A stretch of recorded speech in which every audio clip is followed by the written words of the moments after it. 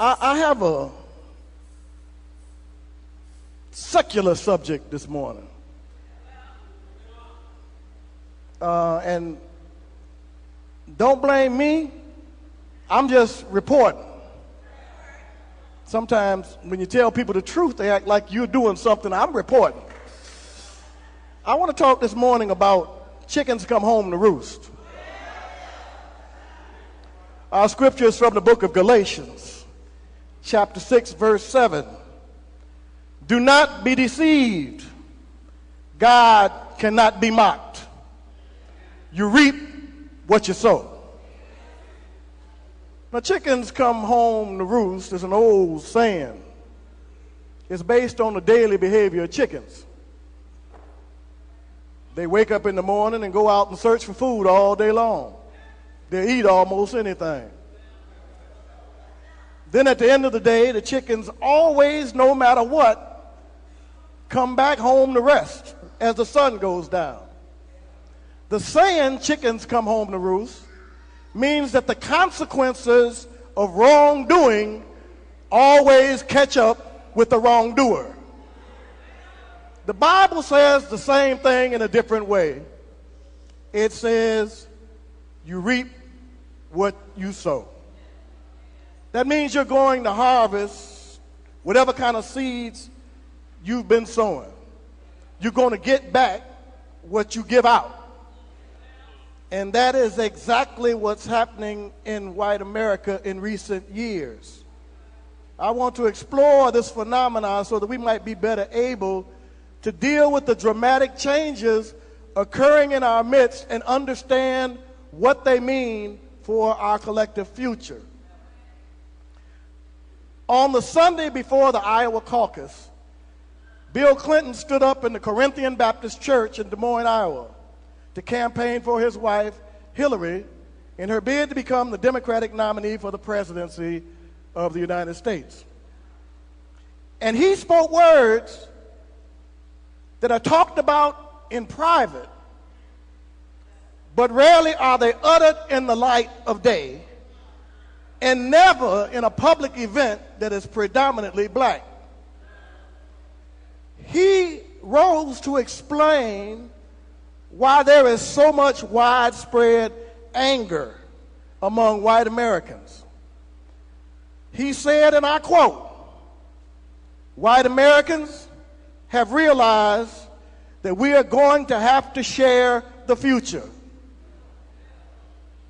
The only question is, what will be the terms of that sharing?" Unquote. He was trying to explain that the anger that had suddenly erupted in the election season had its roots in white people's rejection of the direction of the country and its institutions, which had become more tolerant and accepting of different kinds of people. A demographic tsunami has altered the American landscape seemingly overnight. The country has become younger, darker, more diverse, more liberal, and even anti-capitalist. The bad behavior of banks has driven a generation of young white people to be against capitalism. Exorbitant student loans, leaving them hopelessly in debt. Bailing out banks that's doing crazy kind of speculation has soured them on capitalism.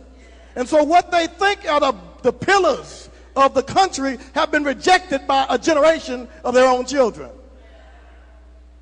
In his book, Brown is the New White, Steve Phillips says, each day the size of the United States population increases by more than 8,000 people.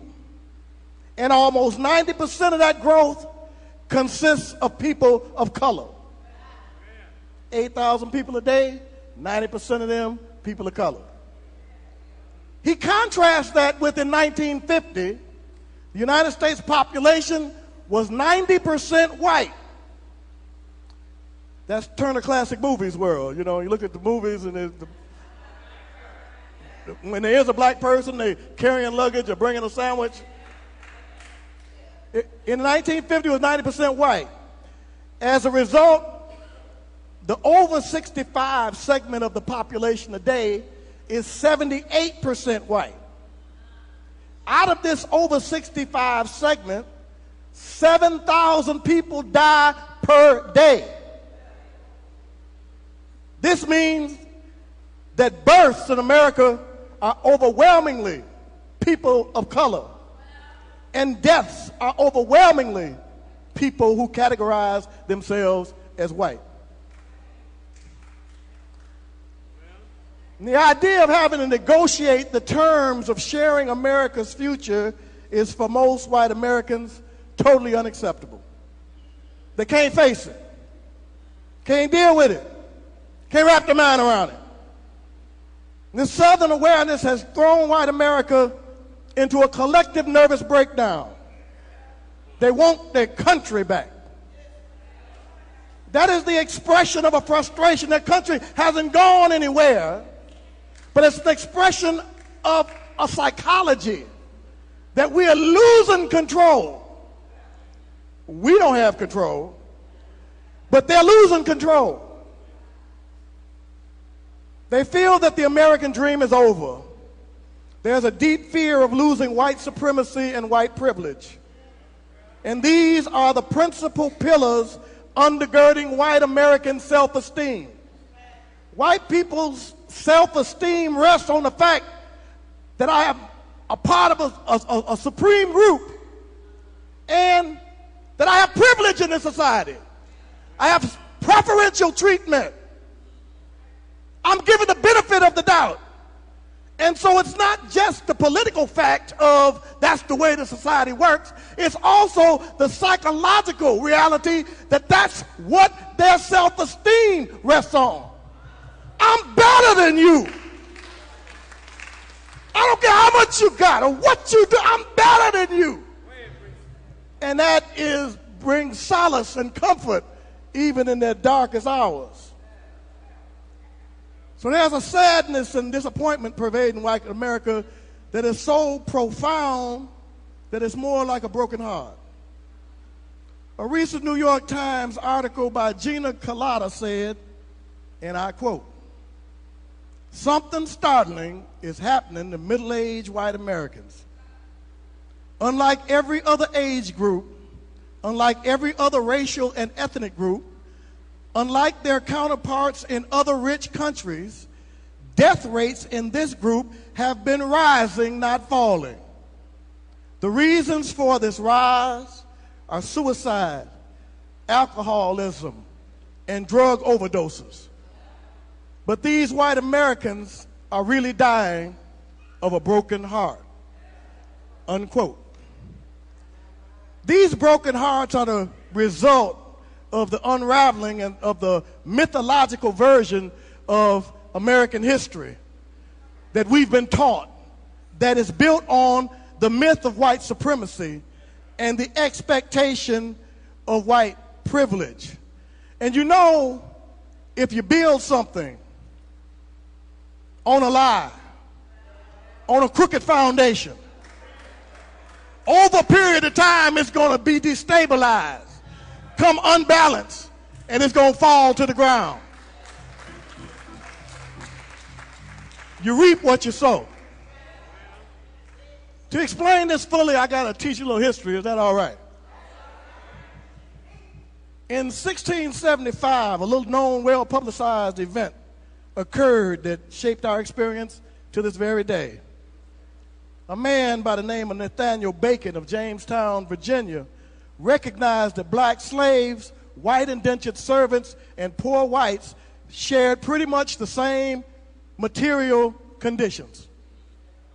Only the landowners who had been given vast land tracts by the King of England had any chance of prospering in the New World. So he organized a rebellion to secure new lands that could be distributed to those without land.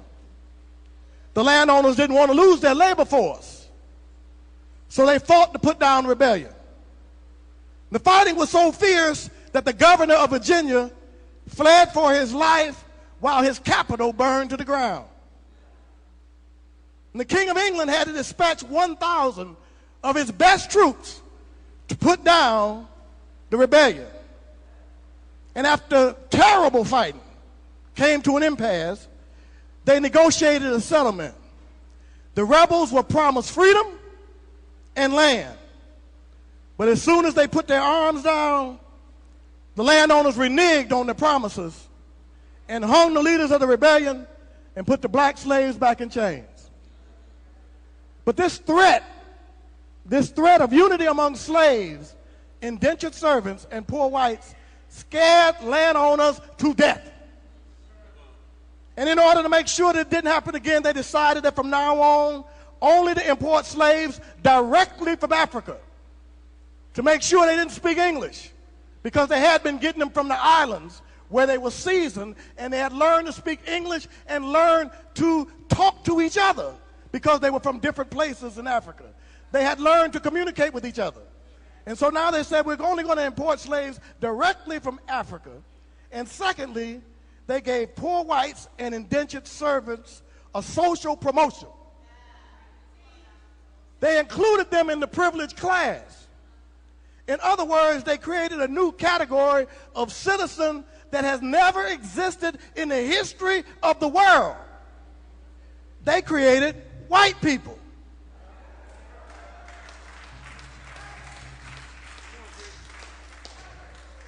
Now, as members of the privileged class, poor whites were expected to help the landowners maintain the slave population. And they took turns on duty, being the paddy rollers or the slave patrollers that marched up and down the roads at night to make sure that no slave had escaped. If they found somebody, they beat them to death. They were part of law enforcement. This is why when they passed the Constitution, they said, we got to pass this thing about the right of regular people to carry arms. It was so that they could protect themselves. Landowners created whiteness by making poor whites a part of the American aristocracy. At the same time, they declared black people inferior, subhuman, and removed us from the human family altogether in a very elaborate process that is called animalization, the science of turning a human being into an animal. They created an America rooted in the idea of white supremacy. And over time, this idea became so ingrained in American culture that it became a kind of religion. A religion. When you believe something so deeply that it exists beyond question or beyond doubt, it's a faith. This faith became racism, the core faith of American civilization. From that day to this one, racism has shaped American life more than any other value. It's older than democracy and has more impact than Christianity. It's a civilization built on a crooked foundation, on a lie. See, whiteness is a construct. It is a human construct. It's something made up, deliberately created to facilitate a system of racial capitalism that is designed to maximize the exploitation of black people. Whiteness is not real. There are no white people. Throughout history, there's never been a mention of any such person. Throughout history, there are no mention of white people. They were Greeks, they were Romans, they were Gauls, they were Slavs, they were Scottish, they were Irish, they were Jewish, they were Italian, they were Anglo, they were Saxons, they were Normans, they were Scandinavians, and they were Nordics. But there wasn't any white people.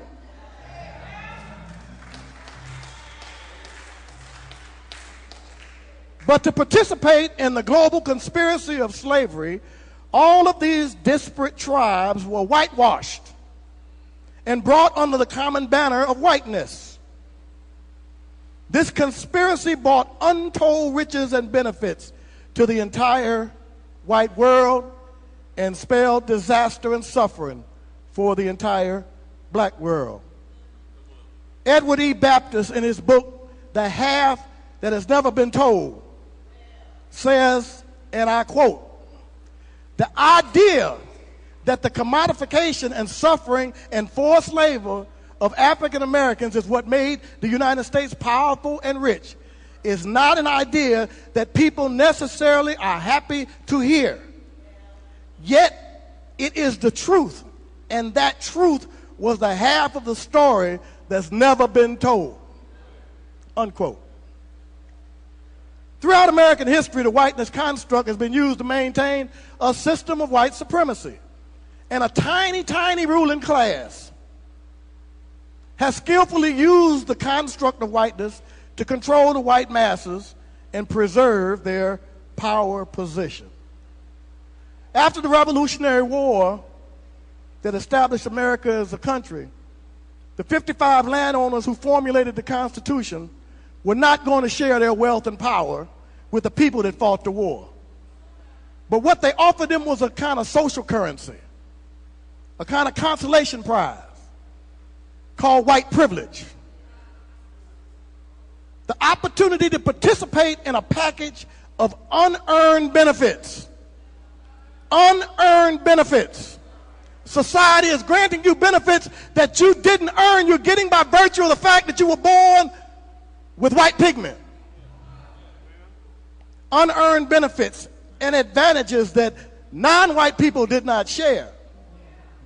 It included freedom, unjust enrichment, special advantages, guaranteed opportunities, inalienable rights, and a playing field tilted in their favor. And it was determined in order for this system to continue to work in perpetuity, America had to be committed to always being a white country. Which is why all the immigrants that came into this country up until the 1960s were white. All the immigrants that came into the country were white people. They were the Jews, they were the Italians, they were the Irish. There wasn't any great flood of people from Africa or from Jamaica. They were trying to make sure that the balance always stayed where it was a predominantly white country. Everybody else was a resident alien. We lived here, worked here, but the laws didn't apply to us the same way. We were not citizens. From the very beginning, America was never intended to be a pure democracy. It was a democracy at the top. This tiny group of people, tiny ruling elite, people of wealth, status, education, and influence and power, held together by common interests and intermarriage, have always run America, and they established a form of government to ensure that they always would. The Constitution breaks up power so that nobody can do anything. How can a few senators, congressmen, keep a Supreme Court justice from being voted on? That's the way it's designed. It's designed so that no one person can come do anything. There's always checks and balances, and if the Congress goes crazy, and if the president is crazy, there's always the Supreme Court to declare it unconstitutional and send us right back to zero. It's a cartel. It's set up to keep power in the hands of very, very few people, and to make sure that the aristocratic patricians, the patricians, the rich people, they have the positions of power, and they make the decisions about the country. This tiny ruling elite expanded and sharpened the concept of whiteness, and they used it as a weapon, as a means to control their power positions by manipulating the white masses with threats to their white privilege. And that's the history of America. They manipulate them with threats of losing their white privilege, and they go crazy. For the first 60 years of America's history, the ruling elite existed in basic agreement. Everything went good. They were cool with each other about the direction of the country. Whenever they had disagreements, they could hammer out inside closed doors. But the issue of slavery divided the ruling elites like anything before. The ruling elites of the North wanted more customers to buy their products, and the South wanted more slaves to produce their cotton, which at that time was the most profitable commodity in the world. Southern United States was the Saudi Arabia of the 1800s. Most of the millionaires in this country were not in New York or Boston or Philadelphia. They were in the Mississippi Delta. Slaves in 1860 America were the #1 resource in the country, worth more than $3 billion. More than all the factories, all the railroads, all the banks, all the agriculture, more than all the worth of the rest of the total American economy combined. The most important thing in America was slaves. And when they wanted to build a new slave labor camp, after running the Indians out of Alabama, Georgia, Mississippi, Louisiana, and Texas, they marched slaves across the country, and they used the slaves as mortgage to get loans from the bank to build these big plantations. The slaves had value, in fact, had more value than any other thing in the country. Cotton production not only required large amounts of slave labor, it also wore out the land, which is why the United States started on the East Coast and kept moving west. It had to move west to find new land to plant cotton. That land out there wasn't just empty. It had Indians out there. And the army had to move them out of the way. Send them to Arkansas and Arizona and New Mexico and Oklahoma.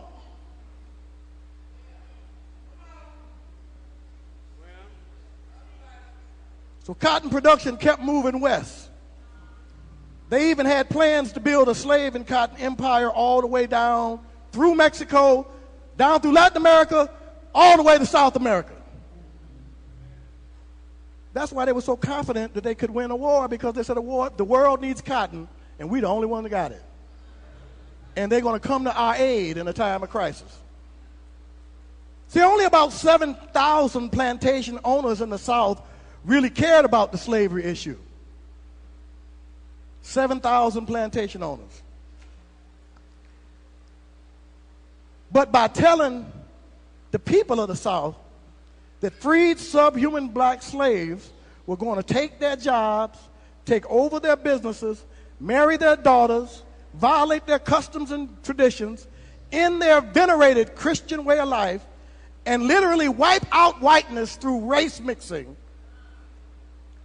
and turn all Americans into niggers.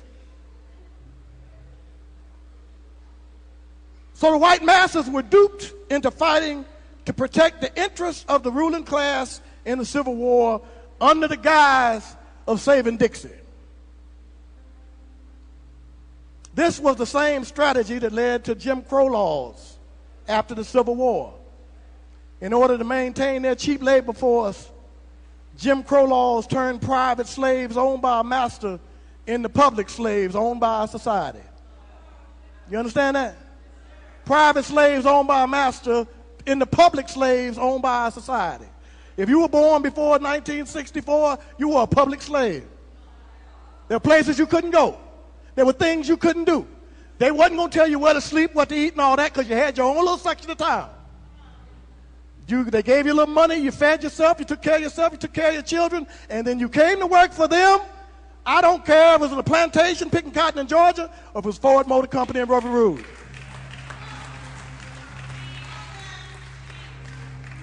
It was turned private slaves owned by a master into public slaves owned by a society. And all white people benefited from this arrangement.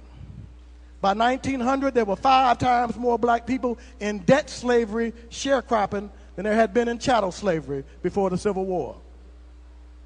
And this same logic of playing the race card to manipulate the racism of the white masses was used during the labor struggles, where workers fighting for wages and rights was aborted by the fact that the white folks wanted higher wages, but they didn't want to join together with black people. They didn't want black people to get higher wages, so they denied them to themselves by not joining together. And their inability to unify blocked union organization for decades. This same strategy of manipulating the white masses was used during the New Deal. Policies that were intended to save capitalism during the Great Depression were used by the Southern elites to facilitate the greatest white supremacy social engineering project in history. You know, all the money that was supposed to take care of people, it's supposed to be given out by the government to take care of people. In the South, that's not the way they used it. They made white superiority appear to be real by diverting government funds from helping all people to using them only to help white people.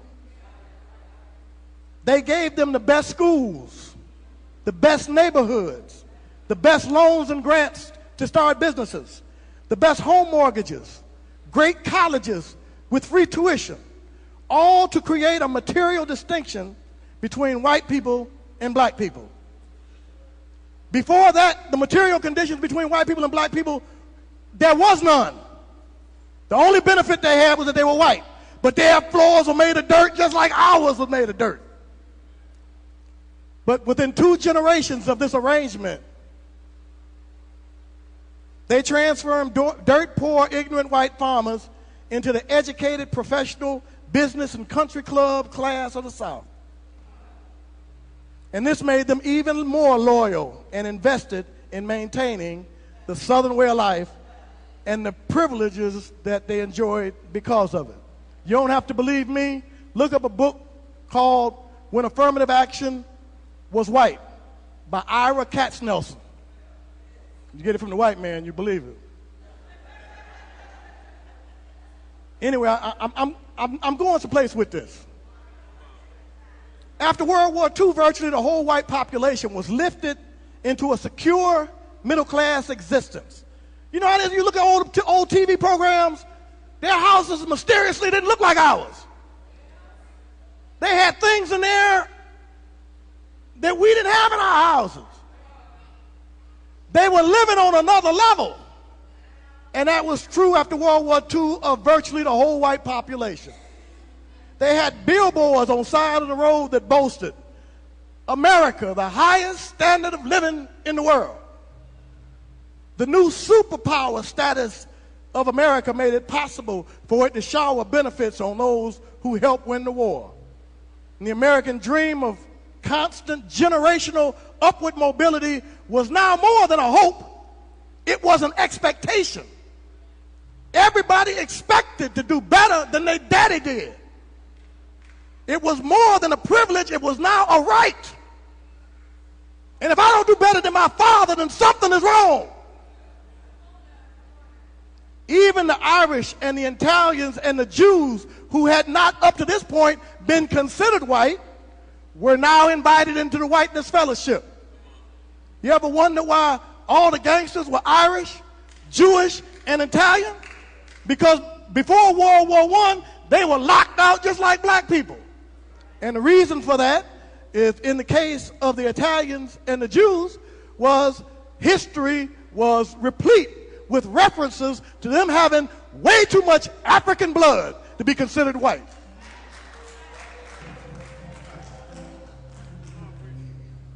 After World War II, the American ruling elites were no longer rulers of a backwater country where nobody cared about how they treated their citizens. Up until World War II, nobody cared about what the United States did. It didn't matter. But when it became a superpower, everybody was watching. They were center stage rulers of the world. And they were competing with Russia, the only other superpower, for the loyalty of other countries of the world, the majority of which were non-white. To be successful in their world leadership role, America was forced to clean up its act, at least on the outside. The civil rights struggle skillfully exploited this situation by making the United States look bad in the eyes of the world. They wanted you to beat them. They wanted it filmed, and they wanted to go around the world because it was undermining United superpower competition with Russia and knew that it was going to bring some concessions about. And that public relations struggle that they had forced many white Americans to face the contradictions inherent in a racist society. They actually believed in the stated American ideals of fairness, freedom, justice, and equal opportunity. So they favored a less overt form of racism. And they put some things into motion that were designed to kind of level the playing field.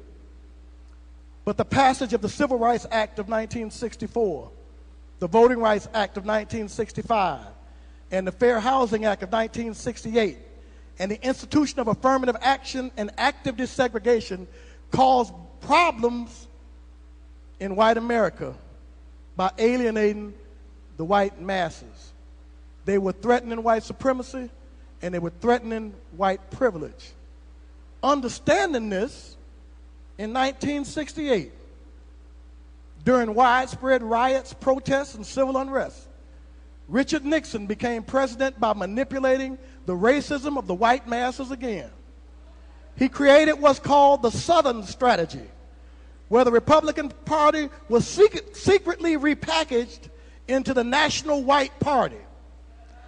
That wasn't on TV, but in all those Christian evangelical churches, you can bet they were presenting themselves as the National White Party. When Ronald Reagan ran for president, Ronald Reagan was in California. He was governor of California. But when he announced his presidency, he announced it from Philadelphia, Mississippi, where those 3 civil rights workers had been killed, sending a signal that this is the National White Party, and the presidency that I established is going to look out for your interests. This strategy made the Republican Party the preference for the majority of Americans. They made liberal a bad word. Liberal actually means open and tolerant. But they made it a bad word. I guess that meant they were closed and intolerant. The Republican Party took over the country on all levels and elected Republican presidents for 28 of the next 40 years. From this point onward, the Republican ruling elites have retained power by catering to the racism of the white masses as a strategy for getting elected. And it all worked beautifully for years. It was beautiful. It worked beautifully. And then it didn't.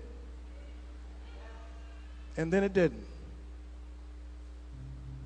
Since the 1950s, when the civil rights climate began to put pressure on the Jim Crow lifestyle, the Christian evangelical movement has been a big part of preserving white supremacy and white privilege.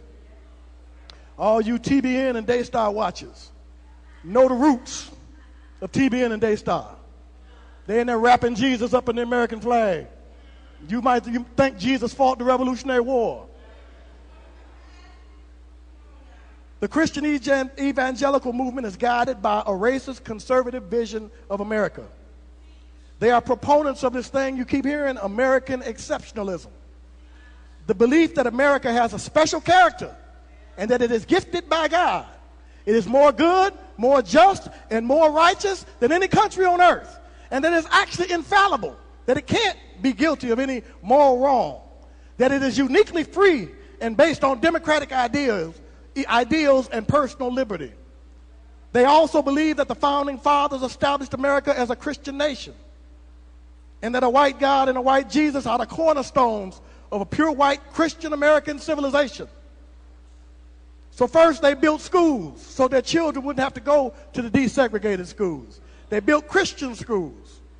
Then they organized politically to become the religious arm of the Republican Party through groups like the Moral Majority, the Christian Coalition, and Promise Keepers. They also built a white Christian counterculture that has actively worked to redeem American culture through a gigantic propaganda machine that includes books, radio shows, Christian television, Fox News, and Christian movies. They exist among us as a nation within a nation, seeking to fulfill their vision with missionary zeal. The ruling elites have played the race card for centuries to manipulate the white masses. They've done it for so long that they made a mistake. They've built up a large, angry, alienated class of white Americans raised on the promise of the American dream, the myth of white supremacy and American exceptionalism, and the habit of white privilege.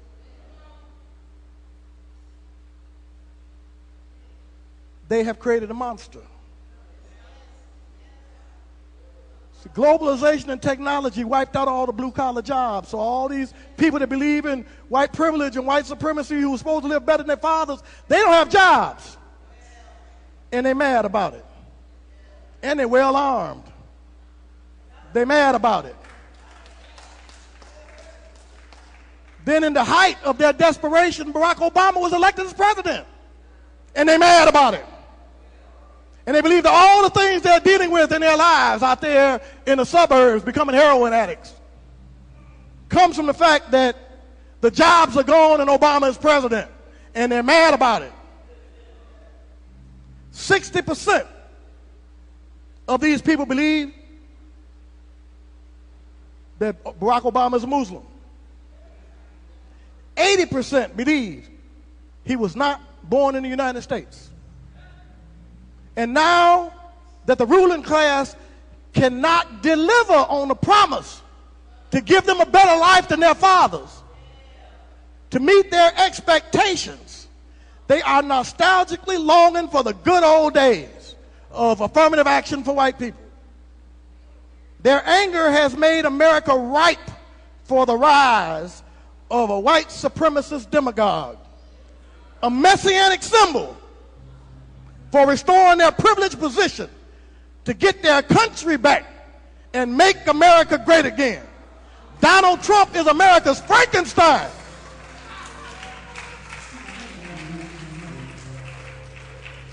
He's America's Frankenstein. They messed up. These ignorant racists stopped listening to them and elected one of their own. And say he represents our interests more than anybody in the Republican establishment. Donald Trump's main promises are related to the shrinking white middle class, to their central fears. He said in his first 100 days as president, he's going to send the army to seal the Mexican border, even though there's nobody crossing it.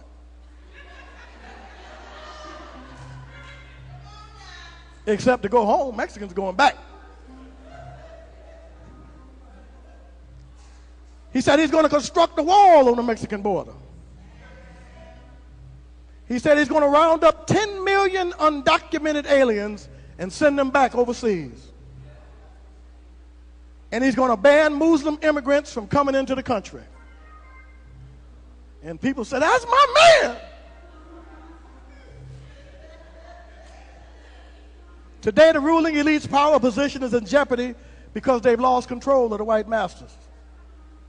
The National White Republican Party has created a monster it can't control. The ruling elites and the Republican establishment have no control over what these angry, alienated, broken-hearted white Americans do. They have no control over their chosen leader. And by trying to stop him, they're likely to destroy themselves. They don't want him, and a lot of them are not going to support him. And those that do want him are likely to riot if he's not the party's nominee. They keep pointing out that he's not fit for the highest office in the land. But what they don't understand is his supporters don't care. They keep saying, this man lies incessantly. They don't care. They say he knows nothing about foreign policy. They don't care. They say he has none of the skills that it takes to run the country. They don't care. They don't care.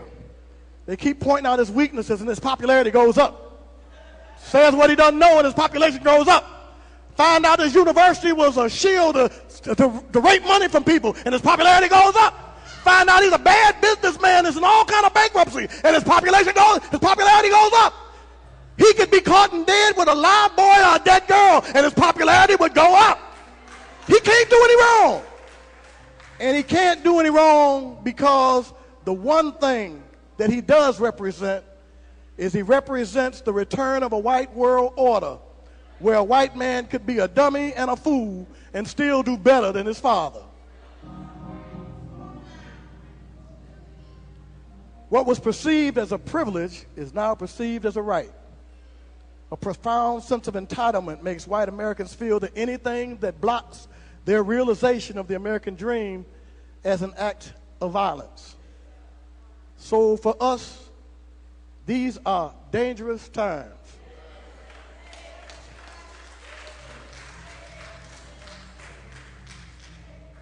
The angry crowds gathering at Trump rallies are reflective of a widespread panic, anger, and fear that grips white America and that has suddenly become aware of profound changes occurring in their midst. Dr. Stephen Kleinberg of Rice University says, and I quote, "Houston has been transformed from a traditional southern town of whites and blacks to being the most diverse city in America. Anglos are having a hard time." That's white people. They're having a hard time. Rice University was established by and named after a slave owner. But today, white students are the minority. You have to be patient with us Anglos. We're really having a tough time. Unquote. They're having a tough time. A really tough time. And because they're having a tough time, they're dangerous. Where does the anger go when Donald Trump doesn't get elected? Studies have already been done that indicate the anger is going to go where it's gone before, into vigilante action of highly armed people who take out their frustrations on minority people that they think have sucked all the wealth out of the country, like over there in Charleston, South Carolina. Racist dinosaurs are fighting for the survival of their way of life. They know that they are becoming a minority in their own country, and they would like to preserve their privileged position and hand it down to their children. But ways of life, no matter how bankrupt, no matter how immoral, they do not die suddenly accepting that their time is up. They are terribly reluctant to pass away. They linger. Even when they're in the process of dying, many people, organizations, and regions of the country will still be bastions of the old order in the midst of the new. Civilizations die slowly. Even when it's obvious that a new day is dawning, the night does not easily release its grip. America is becoming a multicultural, multi-ethnic society that is growing irreversibly darker, younger, more diverse, and more tolerant. A new world is coming, but it's not here yet. There is a sizable old guard dedicated to a white world order and fighting to make the future look like the past. Our scripture says, "Do not be deceived. You cannot mock God. You reap what you sow."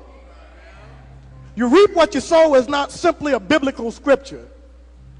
It is a spiritual principle as old as religion itself, taught in the African mystery temples in the city of Memphis in ancient Egypt. It is one of the 7 universal laws. It's true everywhere, all the time. You reap what you sow. You cannot mock God. The world is put together a certain way. Certain things are true, certain things are lies. You can tell a lie a long time, but it will not stand, because truth crushed to the ground will rise again.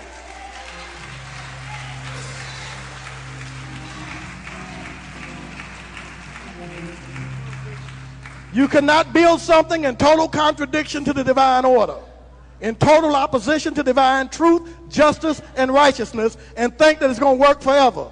Sooner or later, you're going to reap what you have sown. The people who have created the construct of whiteness are now facing the boomeranging consequences. Chickens are coming home to roost. America has created a society built on a lie, steeped in a fantasy of self-made men who by sheer ruggedness, ingenuity, and hard work built the greatest country in the history of the world.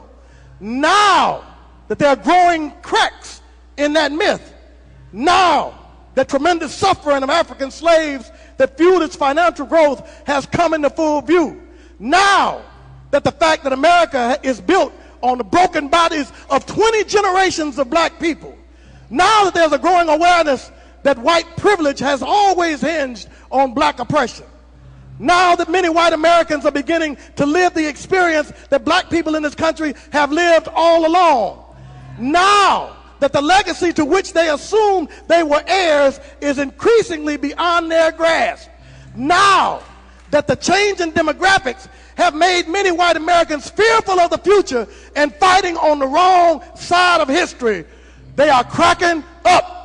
They can't deal with it. They're falling apart and having a nervous breakdown.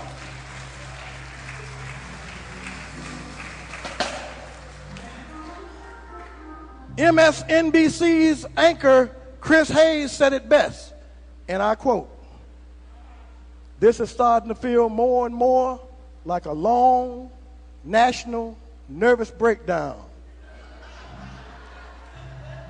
For white America, I believe this is true," unquote. Kind of reminds me of a little story about Elijah on Mount Carmel. Remember the story? He got the 400 prophets of Baal out there in a contest, calling on God to throw down lightning bolts and send down fire to light this altar and show who is God. And so the 450 prophets of Baal get out there, and first they start praying. Then they start crying. Then they start hollering. Then they start dancing. Then they start cutting themselves and bleeding on top of it to show their loyalty and dedication. The problem with the whole thing, nothing happened to that altar. Nothing happened to it. Stayed just as dry and perfect. No fire ever came down. No lightning bolts ever came from the sky, because they were calling on a false god. Them people out there in the Trump rallies, they can holler, scream, fight, cry, cut themselves, and bleed. White supremacy and white privilege was a lie when they told it. It's a lie today, and they're begging to a false god.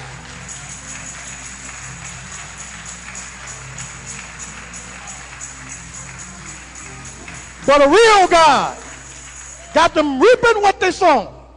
A real God has unleashed a demographic tsunami, so that all the children being born in this country are children of color, and all the people that are dying are the people who call themselves white. A demographic tsunami is here, and it can't be stopped. That's what happened when you pray to and serve a real God. National identity rooted in whiteness is a dying proposition. Go ahead, God. Go ahead.